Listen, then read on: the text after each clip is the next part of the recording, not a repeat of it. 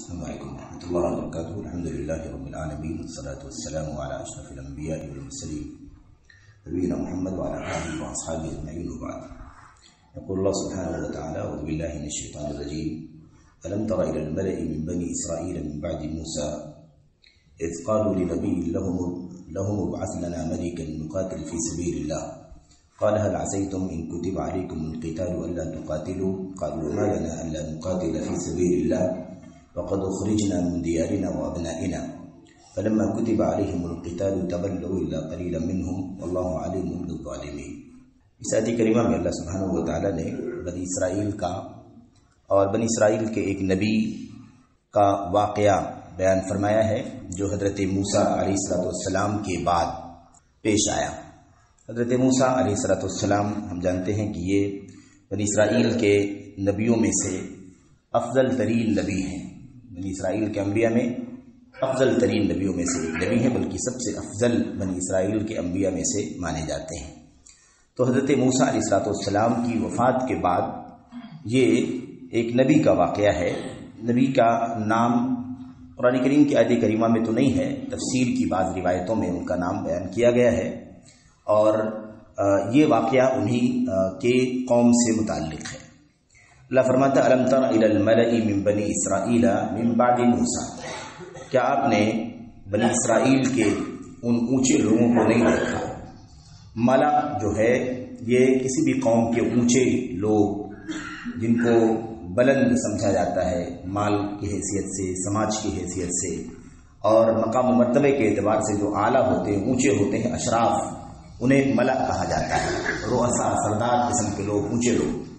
تو اللہ تبارک و تعالیٰ فرماتا ہے کیا آپ نے بنی اسرائیل کے ان شریفوں، شریف مطلب نیک کے معنی میں نہیں ہے، اونچے لوگ جو بلند طبقے کے لوگ ہیں،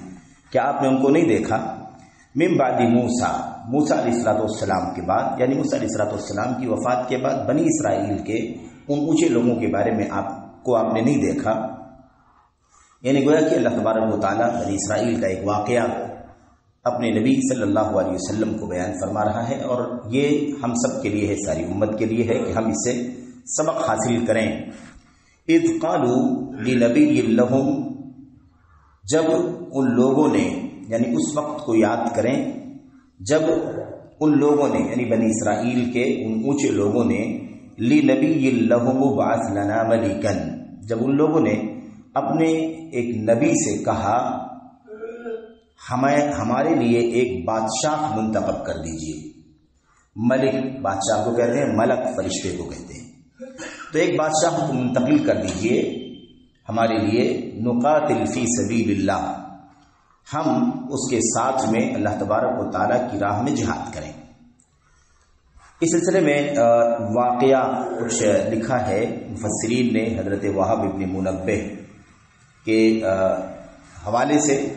لیکن چونکہ آپ جانتے ہیں کہ بنی اسرائیل کے واقعات بہت زیادہ معتبر نہیں ہوتے الا کہ اس کی کوئی دلیل ہو، اس لیے عام طور پر بنی اسرائیل کے واقعات جب تک مستند طور پر ثابت نہ ہوں انہیں بیان کرنا بہتر نہیں ہوتا. اس لیے ان واقعات میں ہم نہیں جا رہے ہیں، اور نہ ہمیں اس سے بہت زیادہ لینا دینا ہے. اندرونی تفصیلات بنی اسرائیل میں کیا کچھ پیش آئی ہے ہمیں اس سے زیادہ مطلب نہیں ہے. ہمیں اللہ کے کلام کی جو آیت کریمہ سامنے ہے، اور نبی کریم صلی اللہ علیہ وسلم کی حدیثوں میں یا صحابہ کرام کے آثار میں اس کی تفسیر سے متعلق جو باتیں موجود ہیں، ہمیں صرف اور صرف ان باتوں کو سمجھنا اور اس سے عبرت نصیحت حاصل کرنا ہے، سبق لینا ہے. بقیہ تفصیلات جو بنی اسرائیل کے ہاں ہیں، اگر وہ کسی صحیح روایت میں ثابت ہے تو ٹھیک ہے، ورنہ ہمیں دیگر بنی اسرائیل کے واقعات کے طور پر اس سے بہت زیادہ ہمیں نہ بہت زیادہ وابستگی رکھنی ہے، نہ اس سے ہمیں بہت زیادہ سبق لینا ہے. تو بہرحال خلاصہ اس کا یہ ہے، یہ جو نبی ہیں، جس نبی کا تذکرہ یہاں پر کیا گیا ہے، ان کا نام جو ہے تفسیر کی روایتوں میں سمویل، صاد میم واو یا لام، سمویل بیان کیا جاتا ہے. بعض روایتوں میں شمویل ہے، اور اسی لفظ کو بدل کر کے یا بگاڑ کر کے لوگوں نے شموئیل کر لیا ہے. آج بہت سارے لوگوں نے اپنے بچوں کے نام شموئیل رکھے ہوئے ہیں.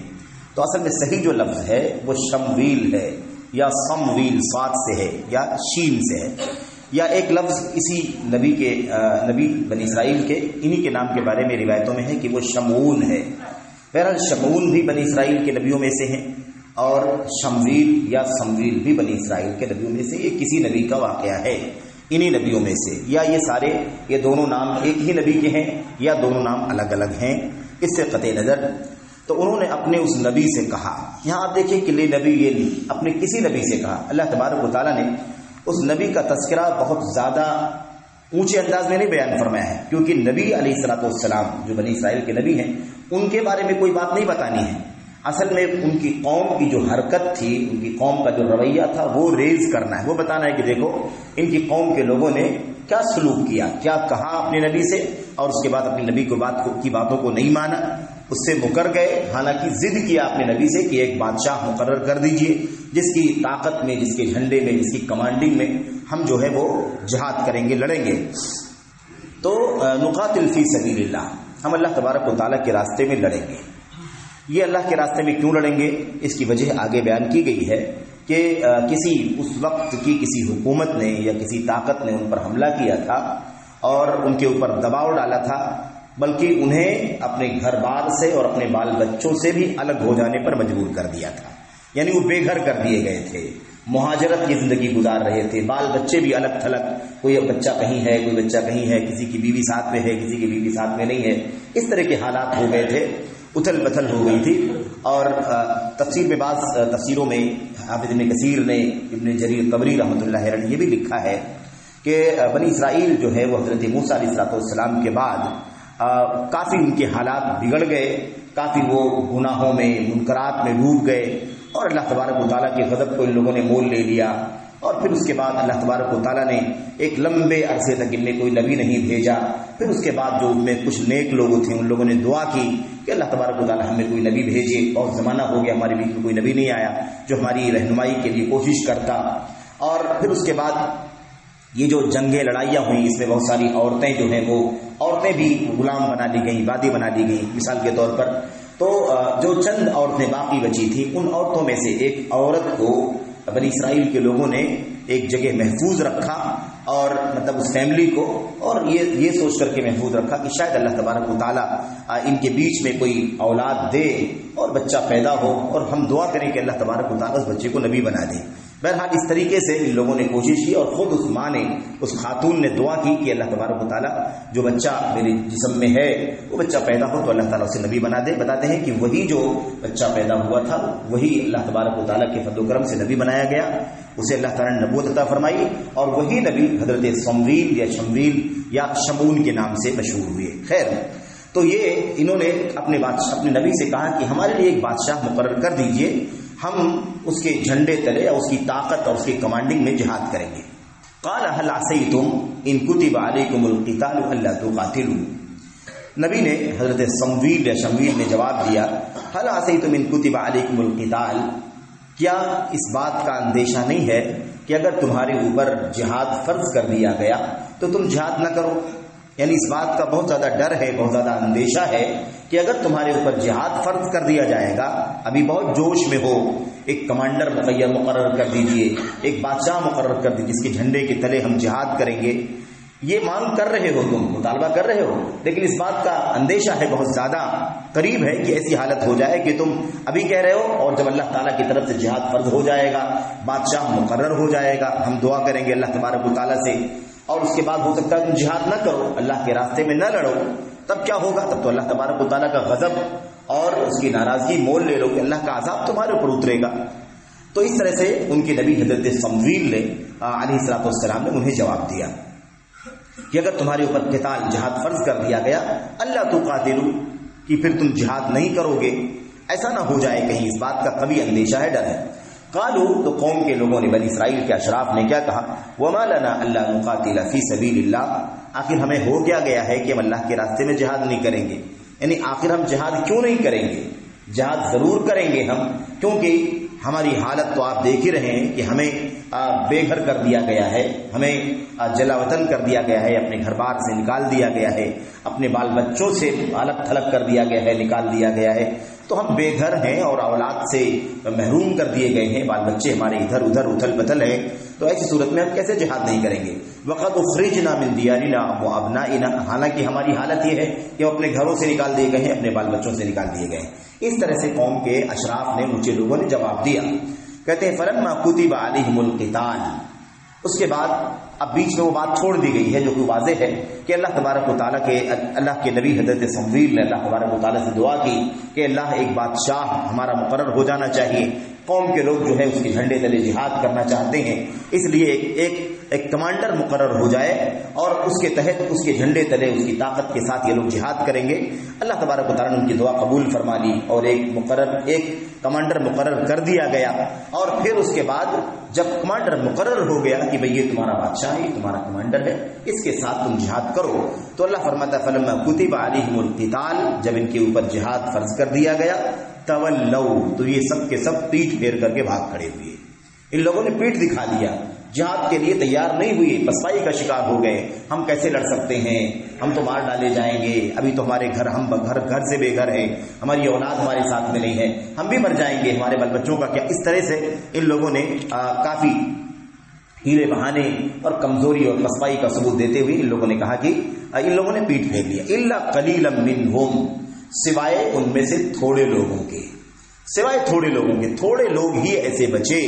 جن لوگوں نے جہاد کرنے پر آمادگی ظاہر کی اور جہاد کرنے کے لیے تیار ہوئے. اللہ فرماتا ہے اللہ علیم بالظالمین، اللہ تبارک و تعالیٰ ظلم کرنے والوں یعنی گنہگاروں کو اچھی طرح سے جانتا ہے. حکم الہی کے مخالفین کو، ظلم کرنے والوں کو یعنی گنہگاروں کو اللہ تبارک و تعالیٰ خوب جانتا ہے. یہ جو الا قلیلا منہم، جو ان میں سے تھوڑے لوگ تھے، ان تھوڑے لوگوں کے بارے میں مفسرین نے لکھا ہے کہ یہ تقریباً 1/3 سے کچھ کم لوگ تھے. 1/3 سے کچھ کم لوگ تھے، یعنی مثال کے طور پر 100 لوگ اگر ہوں تو 100 میں سے تقریباً 30 آدمی تھے. ایسے ہی تقریباً 1/3 سے کم یہی لوگ تھے جو راضی تھے کہ ہاں ہم لڑیں گے. اور بقیہ 2/3 سے زیادہ لوگ ایسے تھے جن لوگوں نے پشت پھیر لیا اور جہاد کرنے سے مکر گئے اور کہا کہ نہیں ہم لڑ نہیں پائیں گے. تو اللہ فرماتا ہے واللہ علیم بالظالمین، اللہ تعالیٰ ظلم کرنے والوں کو یعنی گنہگاروں کو بہت جانتا. اصل میں ظلم جو ہے کہتے ہیں کسی بھی چیز کو اپنی جگہ سے ہٹا کر دوسری جگہ رکھ دینا. ظلم کرتے، زیادتی کرتے ہوئے، تجاوز کرتے ہوئے، جس چیز کی جو جگہ ہو، جہاں جو کام ہونا چاہیے، جہاں جو کام کرنا چاہیے، جہاں جو چیز رکھنی چاہیے، وہاں کے بجائے کسی اور جگہ رکھ دی جائے، اس کو ظلم کہتے ہیں. اب یہاں ان لوگوں کو چاہیے تھا کہ انہوں نے جب مانگ کی کہ ہمارا کوئی بادشاہ ہو تاکہ ہم جہاد کریں، تو جب بادشاہ مقرر ہو گئے انہیں جہاد کرنا چاہیے تھا. لیکن ان لوگوں نے اس حکم الہی کو ٹھکرا دیا، جو ماننا چاہیے تھا نہیں مانا اور مکر گئے. اسی چیز کو اللہ تبارک و تعالیٰ نے کہا کہ یہ ظلم کرنے والے ہیں اور اللہ تبارک و تعالیٰ ظلم کرنے والوں کو اچھی طرح سے جانتا ہے. تو میرے بھائیوں، اصل میں اس آیت کریمہ میں یہی پیغام ہے. پیغام یہ ہے کہ تم بھی اپنے نبی محمد رسول اللہ صلی اللہ علیہ وسلم کے حکم کا پالن کرو، اطاعت کرو، فرمانبرداری کرو، کہا مانو، اتباع کرو، پیچھے پیچھے چلو، خلاف ورزی مت کرو، مخالفت مت کرو.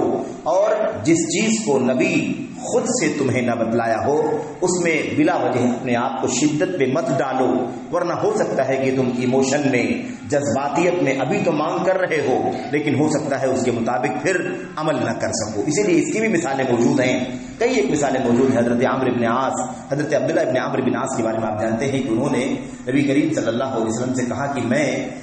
ڈیلی یعنی روزانہ قرآن کریم کو تلاوت کرنا چاہتا ہوں اور قرآن کریم تلاوت کر کے ختم کرنا چاہتا ہوں. یعنی ڈیلی پورا قرآن تلاوت کروں گا. اب اس وقت پورا قرآن نہیں اترا رہا ہوگا ظاہر ہے، تو جو بھی رہا ہوگا 20 پارہ، 15 پارہ، 18 پارہ، 20 پارہ، جو بھی، ہمیں نہیں معلوم کہ وہ ایگزیکٹ کتنی مقدار قرآن کریم کی اتر چکی تھی اللہ تبارک و تعالیٰ کی طرف سے. لیکن انہوں نے کہا کہ میں ڈیلی قرآن ختم کرنے کی طاقت رکھتا ہوں، میں جوان ہوں، طاقتور ہوں، ہمت اور حوصلہ رکھتا ہوں. آپ نے فرمایا نہیں، ایک دن میں قرآن ختم نہیں کرو گے. ہو سکتا ہے کہ آج تمہیں بہت زیادہ جوش ہے، جذبہ ہے اور تم بہت زیادہ تیار ہو اور حوصلے میں ہو کہ ڈیلی قرآن ختم کرو گے، لیکن مجھے اندیشہ ہے کہ اللہ تعالیٰ تمہاری زندگی لمبی کر دے، لمبی زندگی تمہاری ہو تو تم اس فیصلے پر قائم نہیں رہ سکو گے. یعنی مسلسل ہمیشہ اس پر پابندی نہیں کر سکو گے اور پھر اکتا جاؤ گے اور اکتا کر کے پورے طور پر اس سے دور ہو جاؤ گے، قرآن کی کچھ بھی تلاوت نہیں کرو گے. مجھے اس کا ڈر ہے.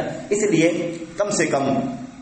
اعتدال کے ساتھ قرآن کی تلاوت کرو. 1 مہینے میں قرآن ختم کرو، 1 مہینے میں قرآن ختم کرو تاکہ اعتدال رہے، تھوڑا صحیح لیکن مسلسل رہے. بہت زیادہ رہے، ایک دن 2 دن 4 دن، پھر اس کے بعد آدمی چھوڑ دے، ایسا نہیں ہونا چاہیے۔ تو نبی صلی اللہ علیہ وسلم نے فرمایا کہ 1 مہینے میں قرآن ختم کرو، نہیں مانے، بہت ضد کیا کہ اللہ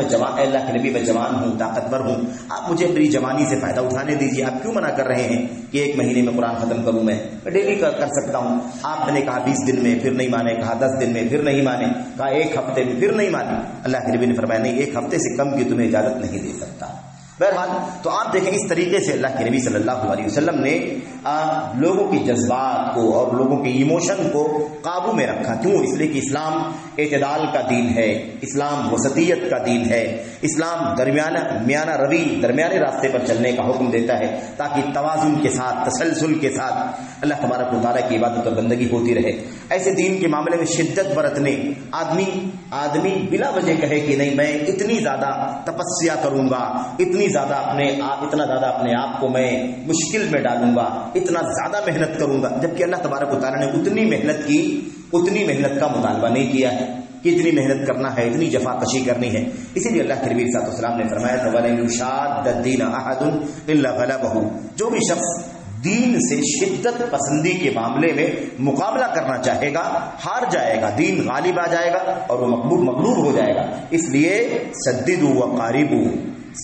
وقاربوا، درمیانہ روی اختیار کرو، مناسب راستے پر چلتے رہو، قریب رویہ رکھو، ایسا نہ ہو کہ بہت زیادہ شدت میں پڑ جاؤ اور ایسا نہ ہو کہ بہت زیادہ تفریط یعنی سستی اور کاہلی کا شکار ہو جاؤ۔ تو ان لوگوں نے خود مطالبہ کیا کہ ہم لڑیں گے، ہمارا بادشاہ مقرر ہو جائے، اور جب ہو گیا تو ان لوگوں نے پیڑ دکھا دیا، تولوا، مکر گئے، پشت پھیر لیا، نہیں تیار ہوئے جہاد کرنے کے لیے، آخر گنہگار ٹھہرے۔ اللہ تبارک و تعالیٰ نے فرمایا کہ صرف تھوڑے لوگ، 1/3 سے کم لوگ تھے، بقیہ 2/3 سے زیادہ لوگوں نے بہرحال پشت پھیر لیا۔ ایسے اللہ تبارک و تعالیٰ ظلم کرنے والوں کو یعنی گنہگاروں کو اچھی طرح سے جانتا ہے کہ یہ کیا کر رہے ہیں۔ تو بہرحال اللہ تبارک و تعالیٰ سے ہمیں یہ سبق، اس آیت کریمہ سے ہمیں یہ سبق لینا ہے اور ہمیں دعا کرنی ہے، کوشش کرنی ہے کہ اللہ تبارک و تعالیٰ ہمیں اپنے دین کے مطابق اعتدال کے ساتھ، میانہ روی کے ساتھ اور ایسے ہی وسطیت کے ساتھ چلنے کی، عمل کرنے کی توفیق عطا فرمائے۔ اللہ تبارک و تعالیٰ افراط سے بھی بچائے اور تفریط سے بھی بچائے۔ افراط کا مطلب یہ ہے کہ حد سے تجاوز کر جائے آدمی، اور تفریط کا مطلب یہ ہوتا ہے کہ حد درجہ سستی اور کاہلی کا شکار ہو جائے اور جو کرنا ضروری ہے اسے بھی نہ کرے۔ تو ایسا نہیں ہونا چاہیے، اور اپنے نبی صلی اللہ علیہ وسلم کی ایک سنت کو ڈھونڈنا چاہیے اور اسی کے مطابق عمل کرنا چاہیے، اس سے زیادہ تجاوز نہیں کرنا چاہیے۔ تو اللہ سے دعا ہے کہ اللہ تعالیٰ ہمیں اور آپ کو اپنے نبی کی سنت پر اور اللہ کے نبی صلی اللہ علیہ وسلم کی لائے ہوئی شریعت اور سیرت پر عمل کرنے کی توفیق عطا فرمائے۔ آمین رب العالمین، وصلی اللہ وسلم وبارک علی نبینا محمد وعلی آلہ وصحبہ اجمعین۔ السلام علیکم ورحمۃ اللہ وبرکاتہ۔